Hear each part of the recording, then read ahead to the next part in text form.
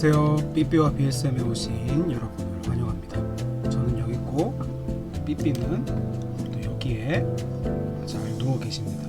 같이 BSM 하기로 해놓고 삐삐가 누워 있지만 고양이는 원래 모든 걸 누워서 한다는 거 기억해 주시고요.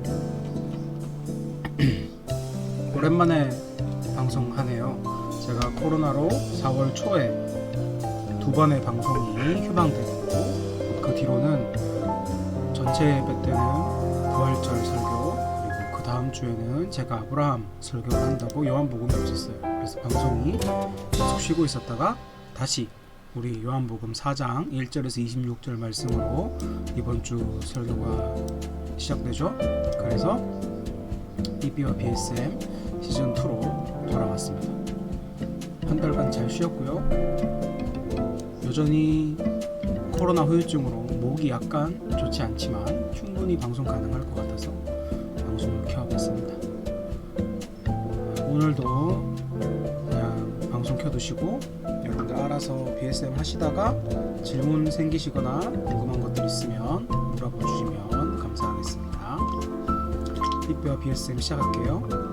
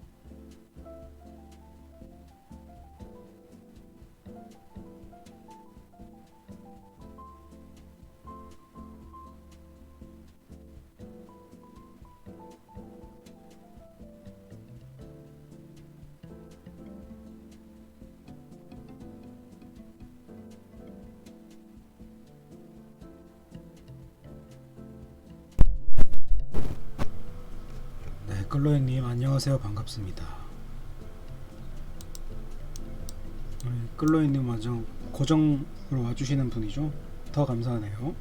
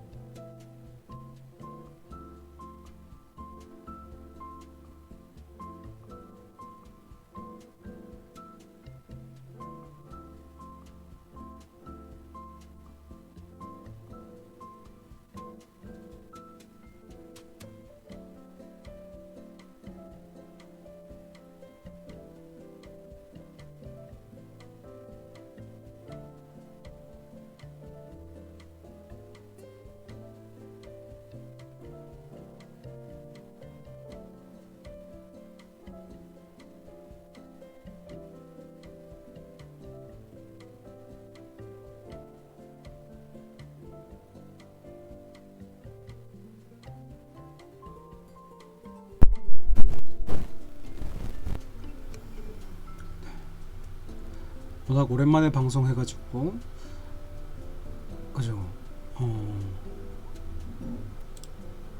또 여러분도 오랜만에 들어오셔서 제가 간단하게 설명해드리면 각자 BSM 하시다가 궁금한 거 있으면 물어보셔도 되고, 또 좋은 질문이다 싶은 것들은 같이 공유해 주시면 되게 좋을 것 같아요. 그게 다른 사람들의 BSM도 더 풍성하게 해줄 수 있으니까요.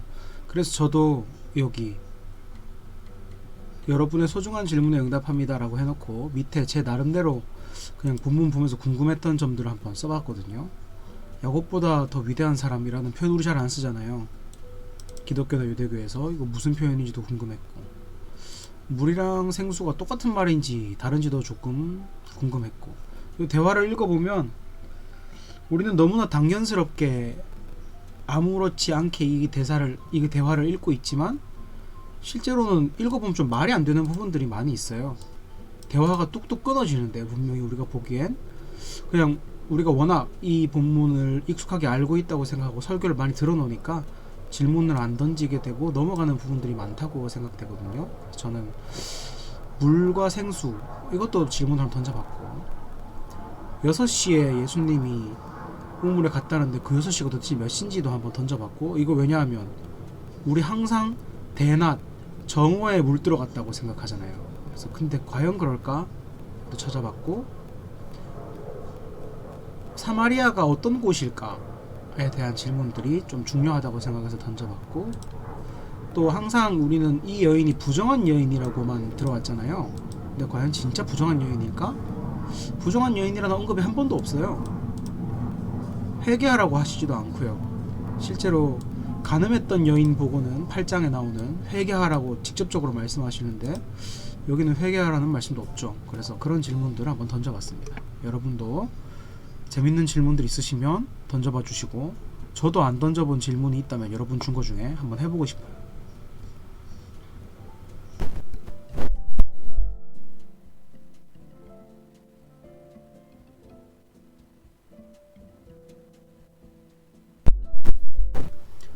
네, 끌로엔님 바로 이렇게 질문 주셨어요. 감사합니다. 제가 질문이 있어야 할 일이 생기거든요. 보자. 끌로엔님 질문은 그거예요. 3절이 궁금합니다. 3절, 유대를 떠나 갈릴리로 가실새 갈릴리로 갔는데 바리새파 사람들 때문인가 그리고 갈릴리 가나에 가서는 다시 표적을 보이시는데 그 중간에 사마리아를 거쳐가는 게 어떤 특별한 의미가 있는지 궁금하네요 라고 질문해 주셨어요. 맞아요. 이미 질문해 주신 거 안에 답이 있는데 왜 유대 지방을 떠나셨을까 라고 하면은 1절에 답이 있는 것 같아요. 예수님은 지금 하나님 나라를 전파하는 사역을 해야 되는데 바리새파 사람들은 예수님한테 계속 압력을 넣으려고 오거든요. 심지어 예수님은 세례 주고 침례 주는 사역에 올인하고 있었던 것도 아니신데 그것 때문에 유대 사람들이 막 와가지고 질문하고 사역 방해하고 이러니까 그걸 피해서 자신의 사역을 하시기 위해 다시 갈릴리로 떠나신 거고요. 여기 유대 지역, 유대 지방이라는 게 어디냐면 예루살렘 근처, 예루살렘과 요단강 근처가 유대 지방이에요. 남쪽, 옛날 고대 이스라엘로 치면 남유다 있던 곳. 그러니까 예루살렘 근처니까 바리새파들의 본거지에 가깝잖아요. 그러니까 얘들이 쉽게 와가지고 압력을 많이 넣을 수 있는 거예요. 계속 방해받으니까 예수님이 유대 지역을 떠나서 갈릴리는 옛날에 북이스라엘 지역으로 저 북쪽에 있거든요. 그래서 바리새인들의 세력이 좀 약하고 그들의 근거지가 아닌 곳에서 사역을 계속 이어가시기 위해서 떠나신 거죠. 갈릴리로. 갈릴리에서 또 변방에서 사역하시려고. 그리고 뭐랄까 사마리아를 거쳐가는 게 특별한 의미가 있다라는 생각도 들어요. 왜냐하면 예수님이 사마리아 여인을 분명히 보고 가신 것 같다는 느낌이 많이 들잖아요.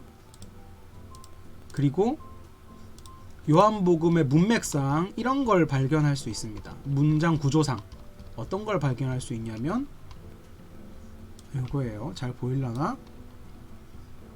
이건 제 BSM인데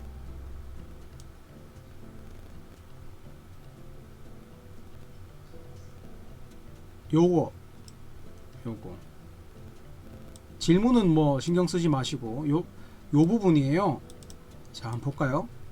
갈릴리의 문장 구조상 어떻게 진행되냐면 갈릴리의 가나에서 첫 표적 포도주 만드는 사건이 일어나고 나서 예수님이 성전에서 내가 곧 새로운 성전이다 이런 자기에 대한 자의식을 선포하시잖아요.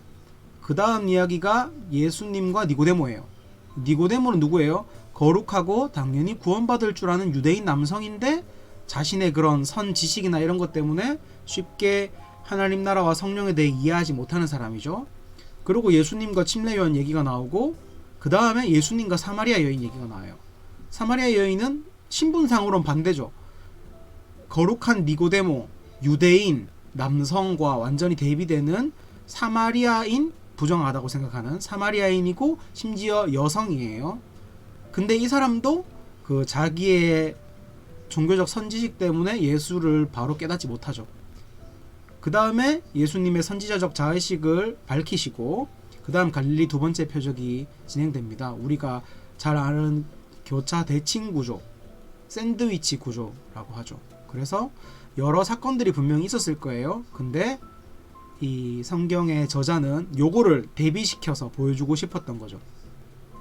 사마리아 여인과 니고데모는 대칭되기도 하고 반대되기도 하는 닮았으면서도 다른 그런 모습을 보여주는 거라서 사마리아를 거쳐가는 그 본문 내용이 여기 들어간 거는 이런 목적을 담고 있는 것 같다. 굳이 이 사마리아 여인에게 찾아가셔서 이야기하는 걸 다룬 걸 보면 니고데모 이야기와도 비교하시려고 한 것 같다. 이렇게 생각해 볼 수 있는 것 같습니다. 그래서 바리새파 사람들 때문에 떠났나요? 네, 그렇죠. 그들의 압박을 떠나서 자신의 사역을 하기 위해서 갈릴리로 떠나신 거고요. 중간에 사마리아를 거쳐가는 이유는 이 사마리아 여인을 만나기 위해서셨고 이 사마리아 지역에 복음을 전하기 위해서셨고 또 여기서 유대인만을 향해 복음을 전하는 게 아니라 온 세상을 향해 복음을 전하시는 하나님 드러나잖아요. 그리고 니고데모와 이 사마리아 여인을 비교하고자 하셨던, 비교해서 우리에게 보여주고자 하셨던 목적도 있었던 거죠.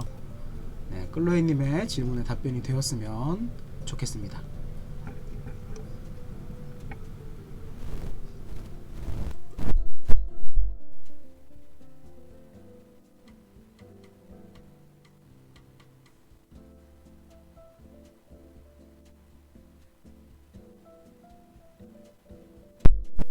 네, 신기한 구조. 저도 보면서 신기했어요. 재밌더라고요. 질문 감사합니다.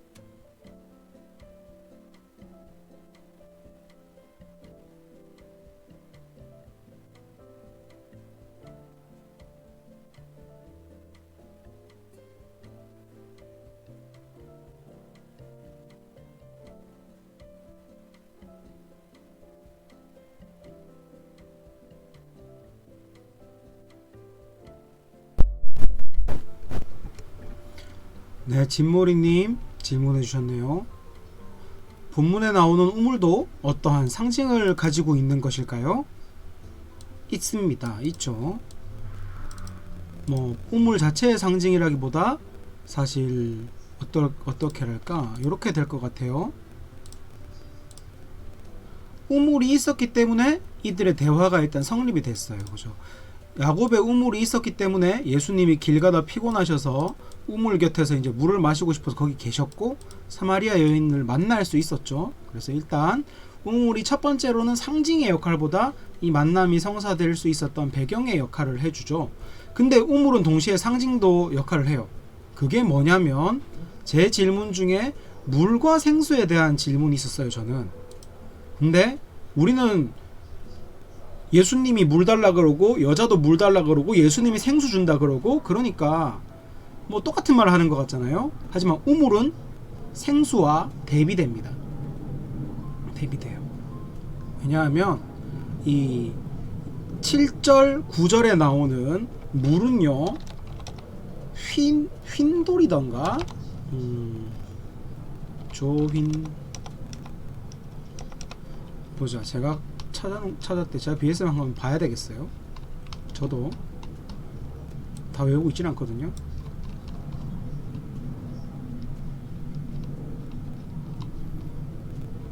아, 네. 7절 9절에 나오는 물, 이 우물에서 뜨는 물이랑 10절 11절에서 나오는 생수는 우리말로는 그냥 둘 다 마실 수 있는 물이에요. 하지만 원어적으로 보면은 다릅니다. 7, 8절에 7절 9절에 나오는 물은 그냥 헬라어로 휘돌이에요. 휘돌이고 10절 11절에 나오는 생수는 생명이라는 뜻의 조가 합쳐져서 조휘돌이에요. 이름 같죠? 휘돌과 조휘돌. 그래서 물, 생명이 있는 물 이런 식으로 좀 다른 의미인데 생수는 여기서 생수라는 말은 기본적으로 이 사람들 문화권에서는 강, 개울처럼 흐르는 물을 이야기해요. 흐르는 물. 그래서 보면 신기한 구절이 있을 거예요. 예수님이 10절에서 그가 생수를 내게 주었으리라. 그러니까 내가 생수 줄 거야 라고 얘기하니까 여자가 당신이 그 생수를 어떻게 얻겠사옵니까? 하고 우리 조상 야곱이 우물을 우리에게 줘서 우리가 그걸로 마시는데 당신이 야곱보다 큽니까? 라는 좀 뜬금없는 얘기를 하거든요. 근데 여기가 휘돌과 조휘돌, 물과 생수의 차이점이 드러나는 부분인 거죠.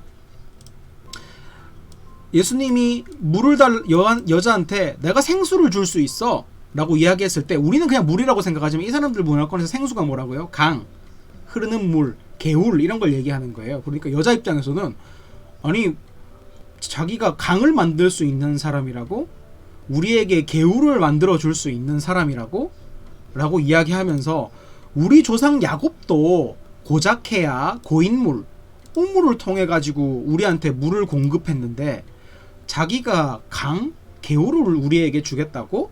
당신이 야곱보다 더 크다는 말이에요? 라고 이야기를 하는 거죠.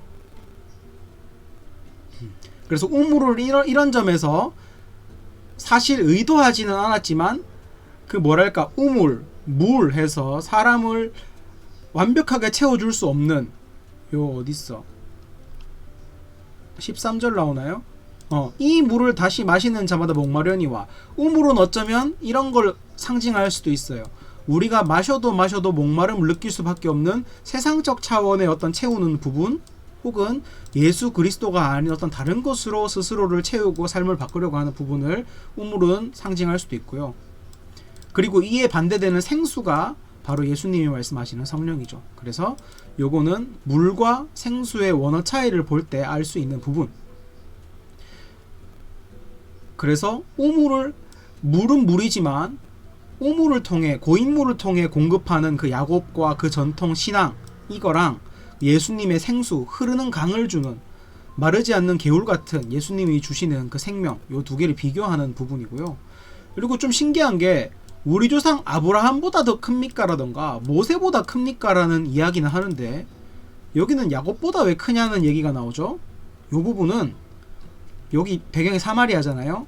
사마리아 사람들은 나름대로 사마리아 종교를 갖고 있었어요. 모세 오경을 조금만 고쳐가지고 사마리아 오경이라는 걸로 이 사람들은 신앙생활을 했거든요. 그래서 사마리아 사람들은 아브라함 위치에 야곱을 둡니다. 그래서 야곱의 자손이라고 스스로를 생각해요. 그래서 이제 12지파의 아버지가 야곱이니까, 그래서 여기는 야곱이라는 단어가 나온 겁니다. 여기까지 좀 사족이었고요. 우리 진모리 씨 질문에 답변이 되었으면 좋겠네요.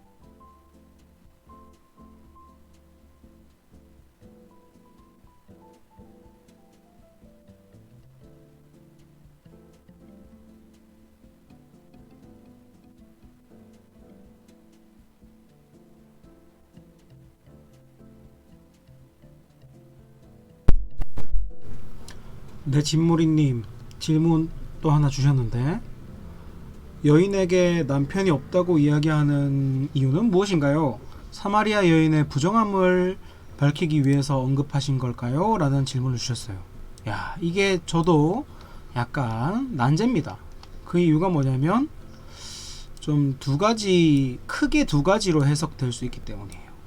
첫 번째가 뭐냐, 우리 전통적으로는 사마리아 여인을 부정한 여인으로 봐왔잖아요. 왜냐하면 그 남편이 다섯이다, 지금 사는 남편도 사실은 법적으로 남편이 아니다, 이런 이야기들을 밝히면서 이게 예수님이 이 사람을 회개시키려고 이렇게 말씀하신 거다 라고 전통적인 해석에서는 봐왔어요.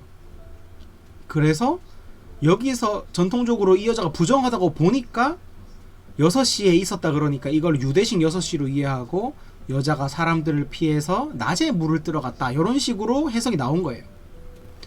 요 본문 보면 그 어디에도 낮에 물을 뜨러 갔다는 얘기도 없고 여자가 부정하다는 얘기도 없어요. 근데 남편 5, 그리고 지금 사는 사람도 남편이 아니다, 이렇게만 딱 들으면 제일 먼저 생각날 만한 게 좀 부정적인 이미지란 말이에요. 그래서 이제 부정한 여인이다 라고 전통적으로는 봐왔던 거죠. 만약에 부정한 여인으로 보고 이 본문을 해석해 들어간다면 이 본문은 그 여자의 부정함, 그러니까 죄를 밝히면서 회개를 요청하시고, 10 몇 절이죠? 그게 19절인가요? 보자. 16절인가요? 16절이네요. 남편을 불러오라가 그 여인이 자기 스스로 자기의 죄를 이렇게 회개하도록 물꼬를 터주신 것이다, 여인을 부정하다고 보고 해석하면 그렇게 볼 수 있겠죠. 근데 만약에 여인이 부정하지 않다고 보고 이 본문을 해석한다면 어떻게 될까? 여인이 부정하지 않은 케이스일 수도 있어요. 예를 들면 5번 결혼을 했지만, 남편이 5 있었지만 5번 다 사별이라거나, 아니면 심지어 그 5번의 사별이 그리고 5번 결혼한 게 계대 결혼일 수도 있어요. 뭐 형사 취수제 이런 것처럼, 알죠? 여기 자식 못 가지고 위에 형이 죽으면 그 다음 동생이 이렇게 그 집 대를 이어주는 거잖아요. 그래서 지금 있는 남편도 네 남편 아니잖아가 그 마치 유다와 다말처럼 아직 막내 아들이 어려가지고 동거만 하지 남편이 아닌 뭐 이런 상황일 수도 있다. 조금 억지가 있죠. 하지만 이 본문이 여인이 부정하다는 언급이 없는데, 부정하다고만 치고 가는 것도 좀 그러니까 부정하지 않다고 볼 수 있는 여지도 있다는 거예요. 그렇다면 여인이 부정하지 않았을 때 16절 내용은 뭘까? 라고 생각하면 그 여인의 인생의 힘겨움을 짚어내시는 것 같다라는 생각이 들었어요. 지금 여인은 계속 생수 이야기하면서 처음에는 물리적으로 마시는 물이라고 생각하고 있다가 예수님과 대화가 계속될수록 이 생수라는 게 그냥 마시는 물 얘기가 아니라 아주 종교적인, 그리고 이 삶의 어떤 생명 같은 주제로 넘어가고 있구나라는 걸 깨달아요. 그게 여자의 호칭 변화에서 드러나는데, 맨 앞에서는 당신은 유대인으로서 이렇게 부르다가 11절에서는 주여 이렇게 부르고 19절에서는 선지자다 이렇게 부르면서 호칭이 계속 변하거든요. 그걸 보면 여인이 이 대화에 대한 이해도가 깊어지면서 물리적으로 마시는 물에서 생명수, 생수, 성령으로 대화가 조금씩 업그레이드 돼가고 있다는 게 이 본문에 나오죠. 그러니까 16절은 여자한테 네 인생의 생수가 필요한 부분, 네 인생에 진짜 목마르고 네 인생을 힘들게 했고 지금 그래서 거기서 어떻게든 구원을 얻어보고 싶어 하지만 실제로는 목마를 수밖에 없는 부분에 대해서 예수님이 딱 찝는 게 16절이다 라고 볼 수 있는 거예요. 정리하면 여인은 부정한 사람이다 라고 해석하는 경우에 16절은 회개를 요구하는, 부정함을 밝히기 위해서 언급하신 거고요. 여인이 부정한 여인이 아니다 라는 해석 아래에서 이 16절을 본다면 여인이 부정한 여인이 아닌데 5번 남편이 바뀌고 근데도 부정하다는 얘기를 안 들을 정도면 진짜 불쌍한 사람인 거잖아요. 진짜 불쌍하고 인생에 우여곡절 많은 사람이거든요. 어디든 매달려야 되고. 그리고 이 여자는 실제로 좀 그런 느낌 같기도 해요. 왜냐면 25절 보면은 이 여자는 그리스도를 기다리는 사람이거든요. 메시아를 기다리는 사람.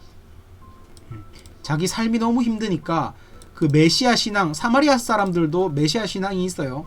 메시아라고 안 부르고 테헤브라고 불러서 그렇지. 그래서 테헤브가 오면 다 해결해 준다 그러니까 그 신앙을 기다리면서 살던 여자라는 게 25절에 나오거든요. 그러니까 인생이 너무 힘들어서 목말라 있는 상태. 예수님이 그 목마름이 뭔지를 지적해 주시려고, 그리고 내가 그걸 해결할 수 있다라는 얘기를 하시려고 언급하신 걸 수도 있다. 뭐 이렇게 볼 수 있죠. 좀 복잡하죠. 근데 너무 전통적으로 부정한 여인으로만 봤고 16절을 회개시키는 본문으로만 봐왔었는데, 여인을 부정하지 않다고 보는 해석들도 많고, 그랬을 경우에 16절을 어떻게, 밑에 절들을 어떻게 해석해야 되는가에 대한 내용들이 좀 생소하기 때문에 설명이 조금 어렵게 느껴지실 수도 있겠다는 점 말씀드리면서, 과연 답변이 되셨는지 진무리 씨에게 물어보고 싶네요. 어쨌든 답변이 됐길 바라면서, 좋은 질문 감사합니다.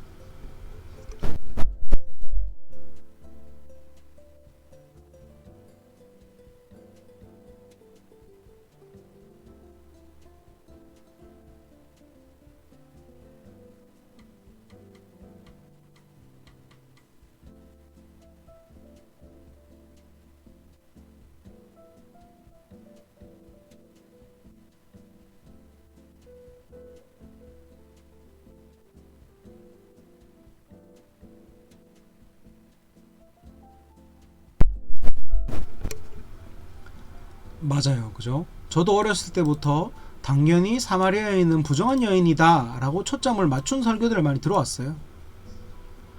그리고 문화적인 설명과 해석을 들었죠. 근데 만약에 부정하지 않다고 해석하면은 저도 조금 난제인 부분이 하나 있어요. 한계가 뭐냐면 15절에 왜 물뜨기 싫을까? 요거 하나가 딱 걸려요. 근데 애초에 이게 잘못된 부분이 뭐냐면, 우리가 여인이 부정하기 때문에 다른 사람들 물뜨는 시간을 피해서 대낮에 물뜨러 갔다고 했잖아요. 근데 그 여자는 대낮에 물뜨러 갔다는 언급이 없어요, 여기. 이건 좀 우리의 편견이 만들어낸 해석에 가까워요. 여자가 대낮에 물뜨러 갔다는 건. 왜냐하면 실제로 여자가 물뜬 시간은 그냥 평범한 시간이에요. 다른 사람 물뜨는 시간과 똑같아요. 6시. 이 6시, 우리 6시랑 똑같아요.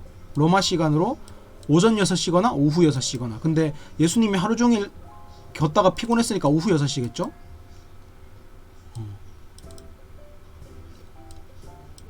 근데 요 6시를 여자가 부정하다고 가정하고 많이 해석해 오니까 유대식 시간으로 해석해서, 유대식 시간으로 6시는 우리 시간 12시예요. 유대랑 우리랑 6시간 차이 나는 시계를 쓰거든요. 그래서 유대식 시간으로 6시는 12시인데, 요한복음은 시간을 표시할 때 유대식으로 계산 안 하고 로마식 시간을 써요. 로마식 시간은 우리가 지금 쓰는 게 로마식 시간이에요.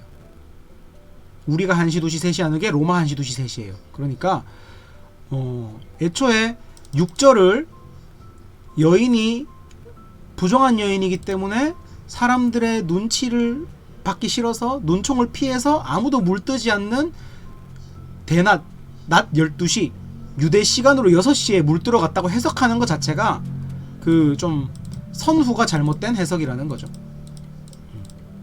엄연히 6절에 나오는 6시는 오후 6시입니다. 혹은 오전 6시거나 그럴 가능성은 별로 없지만, 그래서 부정하지 않다 그래도 우리가 그게 세번역이 꼭 잘못됐다고만 할 수는 없는 게, 세번역을 번역하신 분들도 어마어마한 학자분들이에요. 그죠? 근데 저랑 어마어마한 학자분들이 싸우는 게 아니라 요한복음은 로마서 시간을 따라가고 있다 라고 연구하신 어마어마한 학자분들이 있고, 여기 세번역에서 이 시간이 정오다, 유대식 시간이다 라고 번역한 학자분들이 있는데, 저는 그 중에 로마식 시간을 이라고 이야기하신 학자분들 생각이 맞다는 거죠. 그 이유가 뭐냐면, 예수님이 돌아가신 시간을 요한복음에서, 그 예수님이 돌아가신 시간을, 그거 제가 보여드릴게요. 이거는 또 제가 여기서 괜히 세번역 번역하신 분들보다 제가 훨씬 무식하고 아는 게 없는데, 제가 잘못하면 쓰레기 되니까 잘 풀어야 돼요. 자, 왜 그게 로마 시간인지 제가 알려드릴게요. 세번역이 틀렸다라기보다 저는 세번역보다 로마 시간을 따라간 분들의 해석이 맞다고 생각한다는 거예요. 자, 6시는 몇 시? 라는 질문에서 시간은 문화마다 달랐다는 것을 생각하자. 그죠? 우리도 1시, 2시, 3시 아니었어요. 자식, 축시, 인시, 묘시였어요. 근데 유대인들 기준으로는 해 뜨는 시간, 그러니까 우리 기준 새벽 6시가 0시였어요. 자, 유대는 일출이 0시인데 우리는 일출이 6시죠. 그러면 그런 식으로 계산을 했어요. 근데 마태복음에 예수님 돌아가신 시간을 써놔요. 마가복음이랑 사복음서는 유대인 독자로 써서 유대 시간을 쓰거든요. 그래서 사복음서 따라가서 예수님의 돌아가신 거를 한번 연구해보면 예수님 언제 재판 나왔는지 공관복음에 안 나와요. 골고다로 채찍질 당하고 골고다로 이동한 시간 공관복음에 안 나와요. 근데 첫 번째 시간이 언제 나오냐면 오전 9시에 못이 박히셨다고 나오고요. 그 다음에 땅이 어둠에 덮였다고 나오는데 그 시간이 오후 12시부터 3시였다고 나오고요. 예수님이 3시에 돌아가셨다고 공관복음은 이야기해줘요. 근데 요한복음에 뭐가 나오냐면 요거 두 개가 나와요. 재판과 채찍질 당하고 골고다로 이동하는 시간이 요한복음에 나와요. 요한복음 19장 14절을 보면 빌라도의 재판이 제6시에 시작됐다 그래요. 근데 만약에 이 제6시 요한복음의 시간 개념을 유대식으로 계산해보면은 12시에요. 그죠? 제6시니까 6시간 차이 난다 그랬죠? 12시면 오후 12시에요. 근데 12시면은 이미 예수님이 십자가에 못 박힌 이후라고요. 판결을 내리고 십자가 채찍질 당하고 이동해서 십자가 못 박히고 땅이 어둠에 덮일 때가 12시인데 만약에 요한복음 19장 14절에 제 6시를 유대 시간으로 계산해버리면, 그러니까 요한복음 시간을 유대 시간으로 생각해버리면 이게 막히는 거예요. 공관복음에 예수님 돌아가신 시간이랑 십자가형 지셨던 시간이랑 그래 요한복음이 예수님 십자가에 돌아가신 시간을 다르게 표현하고 있는 거예요. 말이 안 되죠. 근데 요한복음이 로마식 시간을 썼을 거라는 여러 근거들이 있는데 그건 제끼고 6시에 그걸 로마식 시간으로 보면 제6시에 재판을 받았다. 오전 6시 재판. 그 다음에 채찍질 당하고 골고다로 십자가 지고 이동하시잖아요. 시간 한참 걸렸을 거란 말이에요. 그리고 오전 9시에 십자가 못 박힙니다. 그 다음에 땅의 어둠이 덮이는 게 12시에서 3시, 예수님 돌아가시는 게 오후 3시. 이런 식으로 하면 요한복음과 공관복음에 예수님 돌아가신 시간이 맞다는 거예요. 그래서 요한복음 시간은 로마식 시간으로 보는 게 좋다. 이런 거죠. 너무 이 시간 이거 사소한 거 아니냐라고 하지만 생각보다 되게 이런 걸로 많이 밝혀져요. 그죠? 네, 그리고 요한복음 참 어렵죠.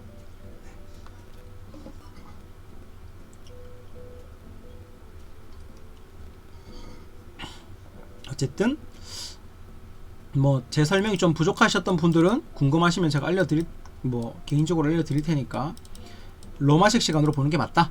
정오에 물 들어갔다고 보는 거는 조금 좀 우리의 편견에서, 아니면 너무 전통적인 해석이 워낙 그랬으니까 너무 전통을 따라서 요즘 새롭게 연구되는 지식들을 따라가지 않는 그런 해석일 수 있다. 뭐 이런 말씀을 드릴게요.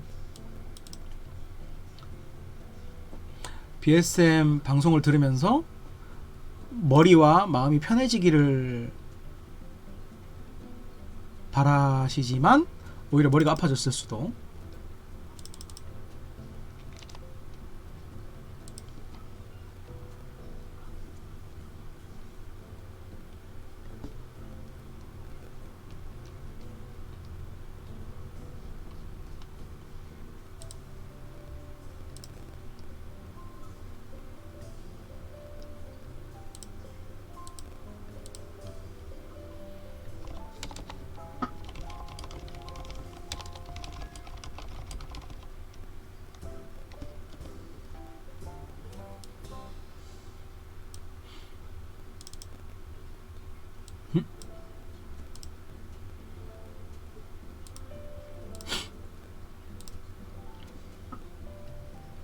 삐삐씨는 1시간 동안 잘 자고 있습니다. 김삐삐.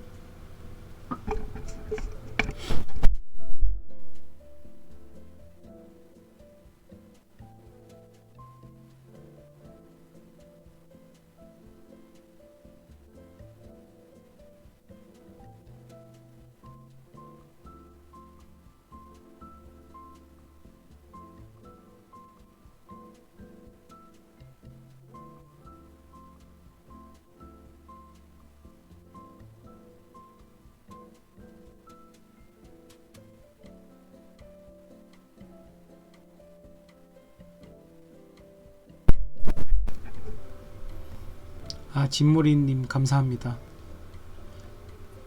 되게 부끄럽네요.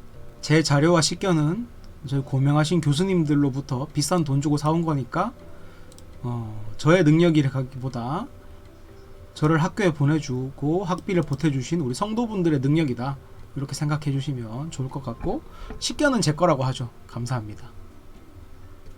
가지실 수 있을 거예요, 진무리님도. 아니, 이미 갖고 계셔요.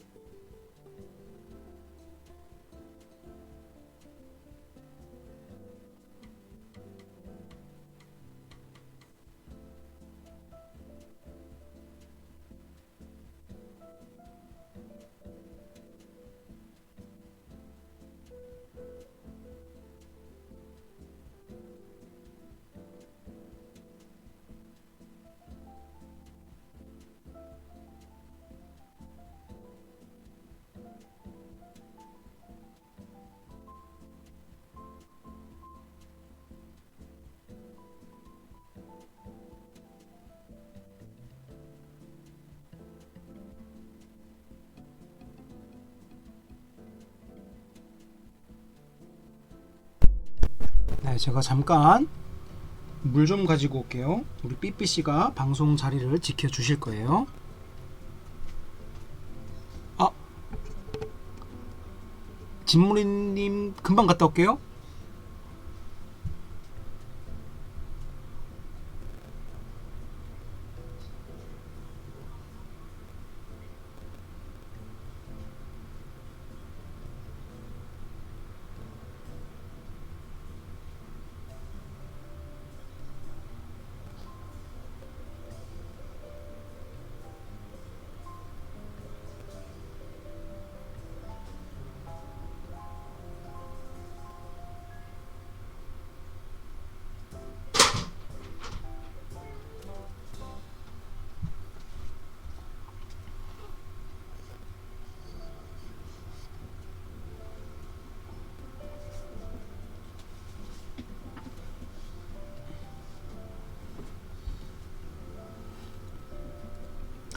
네, 우리 진모리님이 마지막으로 해주신 질문, 2절에 나온 사실 예수님이 준 것이 아니다라는 말은 주석에서처럼 바리새인의 오해를 풀기 위해 덧붙이신 건가요?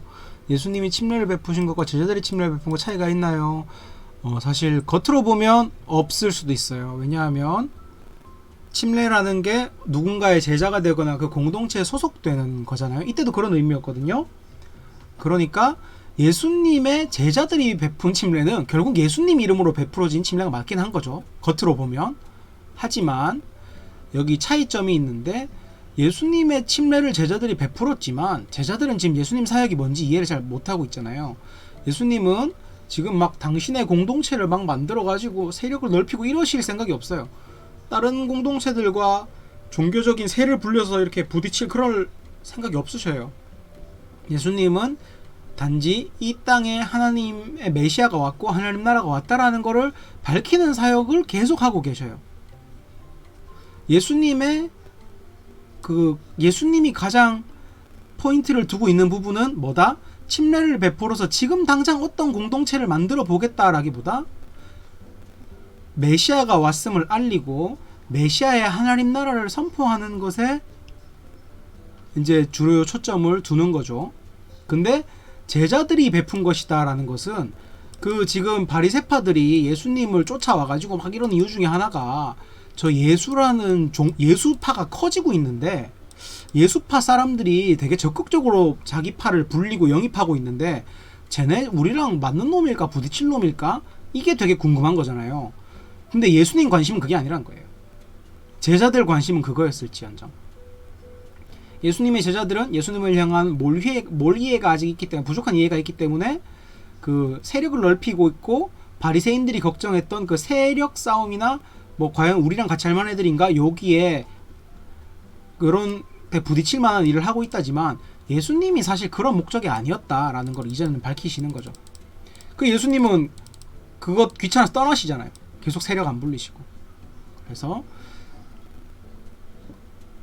주석의 설명처럼 바리새인의 오해를 풀기 위해 덧붙인 것인가요? 라고 하자면 뭐 맞는 것 같아요. 뭐냐면 바리새인뿐만 아니라 우리 모든 독자들이 가질 수 있거나 그 시대 사람들이 가질 수 있는 오해, 예수님이 세를 불리고 있었다라는 거에 대한 오해를 풀고 예수님의 관심은 하나님 나라와 메시아 오심을 알리는 데 지금 집중해 있지 당장 세례와 침례를 줘서 자기 세력을 불리는 데는 전혀 없으셨다 라는 오해를 푸는 목적으로 쓰인 것도 맞고요. 두 번째 질문인 예수님이 침례를 베푸신 것과 제자들이 침례를 베푼 것의 차이가 있나요는 그건 거죠. 겉으로는 사실 똑같지만 예수의 제자가 침례를 베풀면 결국은 예수가 침례를 베푼 거지만 예수님은 침례를 베풀 그 의도가 지금 침례 사역을 할 의도가 없으셨는데 크게 제자들이 지금 거기 막 초점이 가 있는 거잖아요. 그래서 겉으로 보기엔 똑같지만 사실 이 침례가 예수님이 베푼 침례라고 얘기하기엔 좀 애매하다. 네, 놀랍게도 병관김님이 질문을 던져주셨어요. 네, 무슨 일이지? 네, 진머리님 감사합니다. 네, 놀랍게도 병관김님이 질문을 던져주셔서 좀 당황스러운데 저거 제가 쓴 거 아니에요. 제 패드로 저희 아내분께서 BSM을 하고 계시다가 질문을 보내주신 것 같아요. 그래서 병관김으로 떴는데 저 혼자 자작극하고 그런 방송 아닙니다. 부정한 여인이 아니라는 관점으로 본문을 해석하면 이 본문의 핵심 메시지는 뭘까요? 타종교 그리고 자신이 그리스도임을 나타내시는 예수님, 저는 뭐 여러가지 생각으로 볼 수 있다고 생각했어요. 어떤 게 있냐? 아이고, 첫 번째로는 네, 아내 맞군요. 반갑습니다. 부정함을 이 본문의 초점은 여인이 부정하다고 해도 부정한 여인을 찾아오신 예수님이 초점은 아니거든요. 애초에. 그렇죠? 이 본문은 아까 얘기했죠. 그 구조상 니고데모랑 어디 갔니? 니고 네, 요 부분 요 A, B, D, C, D, C-B-A- 했을 때 니고데모랑 사마리아 여인이 이렇게 대칭된다고요. 이렇게 두 개가. 니고데모는 거룩하지만 구원을 받을 줄 아는 유대인 남성이지만 우리가 부정하다고 봤을 때는 죄인이고 구원받을 줄 못할 거라고 생각한 사람이라고 생각하고 이렇게 대칭으로 들 수도 있는데 동시에 뭐가 있냐면 니고데모는 유대교적인 지식을 가지고 있었기 때문에 이 구원을 쉽게 받아들이거나 이해하지 못하잖아요. 또 유대교적인 것도 있고 바리새적인 지식 때문에. 근데 오늘 본문에서 보면 사마리아 여인은 또 그 사마리아 종교, 사마리아 오경, 이 유대교랑 상당히 좀 비슷한 부분 많아요. 진짜 비슷해요. 조사해보면 그 사마리아 종교와 그 선 이해 때문에 예수를 쉽게 받아들이지 못하는 그런 데서도 니고데모랑 대칭을 이뤄요. 그래서 그런 부분으로도 핵심 메시지를 좀 찾아낼 수도 있고, 그리고 26절에서 끝나니까 좀 아쉬움이 있는데 오히려 뭐랄까 타종교 그리고 다른 민족 유대교를 넘어서 나타내시는 예수님은 다음 BSM 본문에 나올 겁니다. 다음 BSM 본문에 대놓고 그런 구절이 나와요. 대놓고 그런 구절이 나오고 부정한 여인이 아니라는 관점으로 봐도 저는 이 본문의 핵심 메시지를 어떤 걸로 봤더라? 여러가지 있었죠. 종교적인 그래요. 종교적인 어떠함을 넘어서 하나님 나라가 온다라는 생각도 많이 했고요. 뭐 그리심산이고 삐삐였네. 그리심산이고 예루살렘이고 뭐 상관없다. 중요한 것은 이 성령으로 새로운 시대가 왔다는 것이다. 뭐 요런 걸로도 될 수 있을 것 같고, 두 번째로 저는 진정한 목마름은 예수 안에서 채워질 수 있다. 이 사람의 부정함이기도 했지만 그 부정함의 이면에는 부정함이라고 보지 않더라도 목마름이 있었겠죠. 그래서 이 여자는 생수라는 표현으로 자기 삶의 목마름을 채우고 싶어 하잖아요. 그래서 삶의 진정한 목마름은 예수 안에서 채워질 수 있다라는 것도 되게 핵심 메시지가 될 것 같고, 또 예수님이 우리 목마름에 관심을 가지신다는 거, 그러면서 나의 목마름은 어떤 것일까, 이런 것들을 보는 것도 의미가 있을 것 같습니다. 네, 병관김님 답변이 되셨으면 좋겠네요. 시간이 9시 35분입니다 9시 35분이고 이제 한 5분 정도만 더 있다가 방송을 끄려고 합니다. 우리 삐삐님은 어이구 못 보겠네요. 삐삐님은 혼자 책장 위에 가셔서 놀고 계셔요. 저도 이제 방송 마치고 놀아볼까 생각하고 있는데 5분만 더 질문해 주시면 40분까지만 받아보고 방송을 마무리하도록 하겠습니다.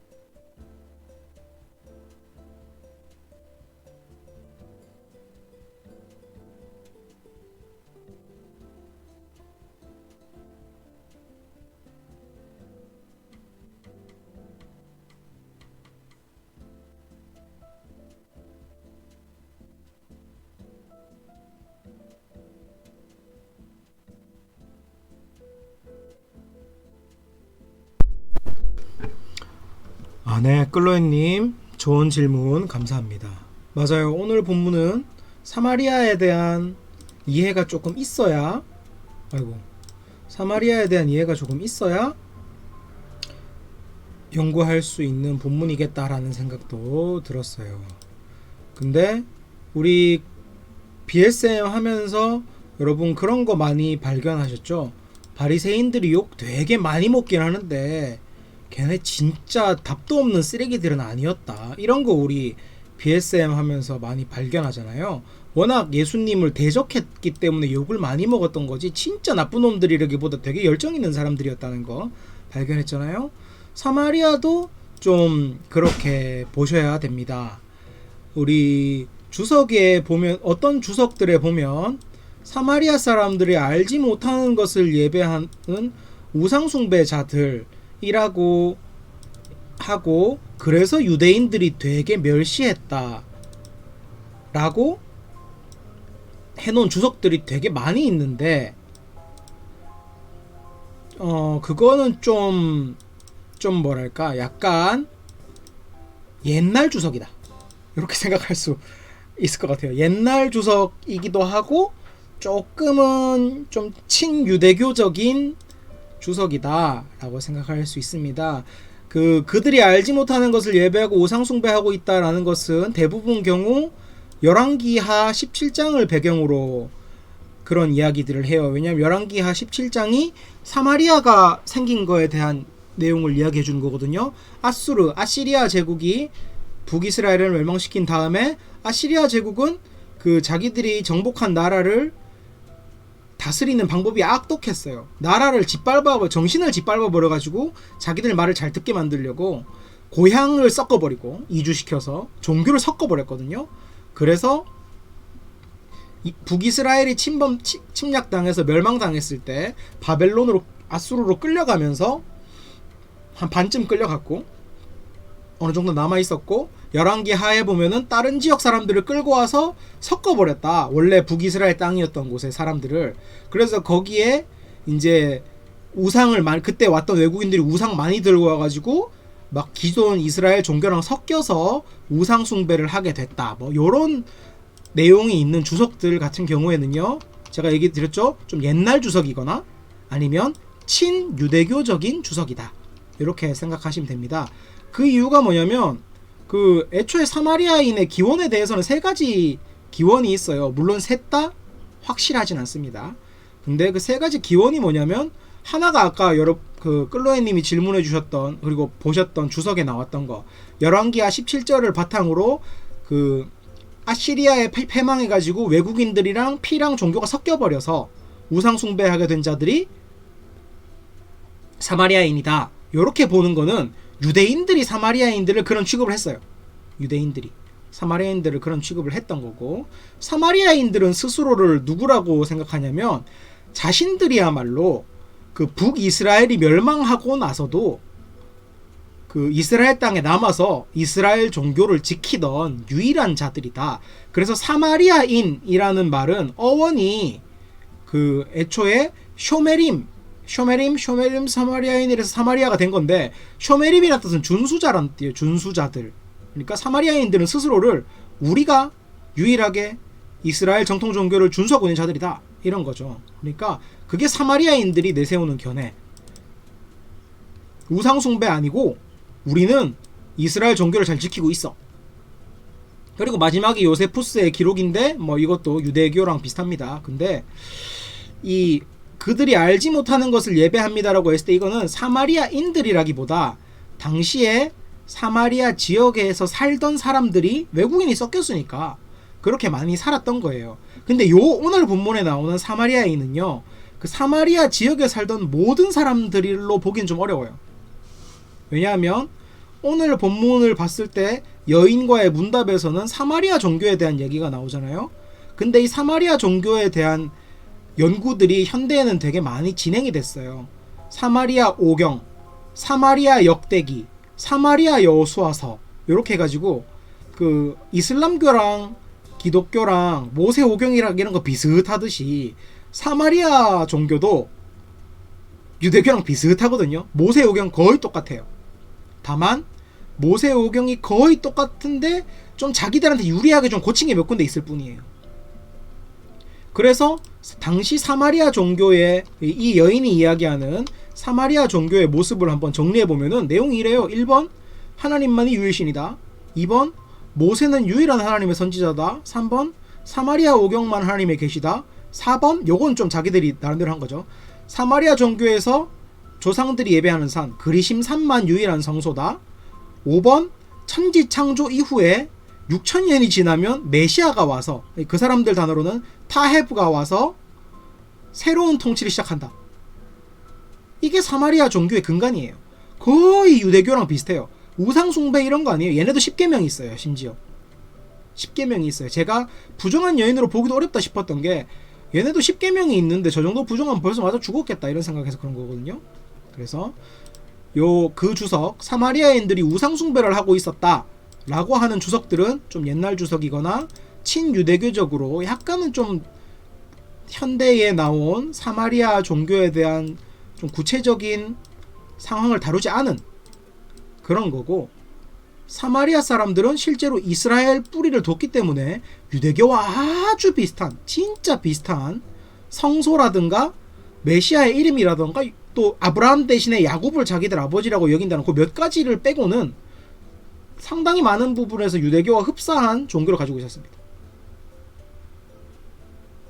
되게 잔설명이 길었네요. 그죠? 사마리아 사람들도 우상숭배라고 이야기하기보다는 유대교랑 되게 비슷한 모세 오경의 약간 열화판 변형판인 사마리아 오경이라는 걸 가지고 자기들도 유일신을 섬기는 신앙생활을 하고 있었다. 모든 사마리아 지역 사람들은 아니지만 여기 나오는 사람들은 열왕기상 17장에 사마리아인이라고 얘기하는 사람들은 우리 모두를 경상도인이라고 이야기하는 거랑 똑같아요. 지역적인 표현이에요. 열왕기상 17장은. 근데 여기 나오는 사마리아인은 조금 인종적인 종교적인 표현인 거예요. 달라요. 경상도 사람 중에도 흑인 있고 백인 있고 황인 있잖아요. 그런 것처럼 사마리아 사람 중에서도 사마리아 종교 사람 있고 무슨 종교 사람 있고 무슨 종교 사람 있고 있는 거예요. 근데 오늘 나온 사마리아인들은 좀 유일신 우상숭배와는 좀 거리가 먼 유일신앙을 가지고 있는 사마리아 종교를 믿는 사람들이었다는 걸 오늘 대화를 보면 알 수 있다. 여자 대화하는 거 보세요. 예수님 말 얼마나 잘 알아들어요. 예언에 대해서 이야기하고 우상숭배적인 느낌이 아니에요. 네, 그렇습니다. 우리 끌로엔님은 질문이 상당히 좋아요. 진짜 좀 뭐랄까 연구를 깊이 하시려고 그러는지 깊이 연구하려고 생각을 안 하면 궁금하지 않을 부분들을 많이 물어주시네요. 어쨌든 좋은 질문 감사합니다. 48분이에요. 제 설명이 너무 길었다는 거겠죠? 진짜 마지막으로 제가 컵 놔두고 오는 동안 질문이 없으면 갔다 와서 방송을 종료하도록 하겠습니다.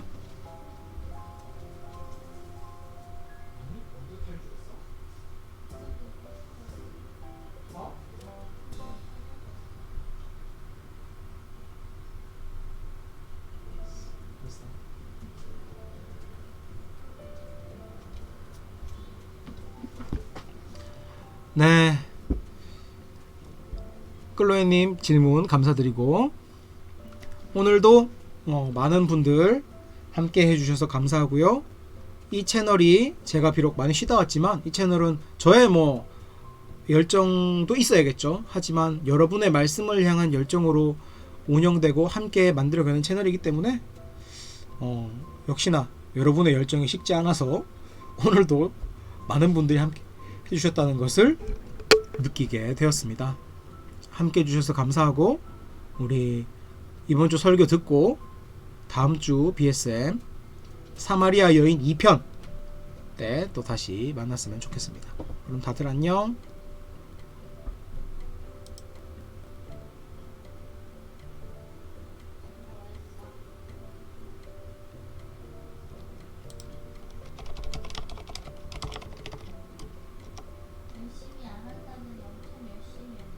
뭘?